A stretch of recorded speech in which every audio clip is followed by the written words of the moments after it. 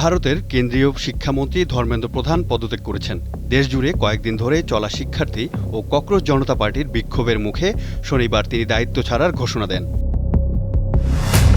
মূলত জাতীয় পর্যায়ের বিভিন্ন পরীক্ষায় প্রশ্ন ফাঁসের অভিযোগ এবং শিক্ষা ব্যবস্থায় জবাবদিহির দাবিতে আন্দোলন তীব্র হয়ে ওঠে। বিক্ষোভকারীদের দাবি ছিল শিক্ষামন্ত্রীর পদত্যাগের মাধ্যমে দায় স্বীকার করতে হবে এবং শিক্ষা ব্যবস্থায় বড় ধরনের সংস্কার আনতে হবে। শিক্ষামন্ত্রীর পদত্যাগকে আন্দোলনকারীরা গুরুত্বপূর্ণ অর্জন হিসেবে দেখছেন। তবে তাদের দাবি শুধু মন্ত্রীর পদত্যাগ নয়, প্রশ্ন ফাঁস রোধে কার্যকর ব্যবস্থা এবং স্বচ্ছ পরীক্ষার ব্যবস্থা নিশ্চিত করতে হবে।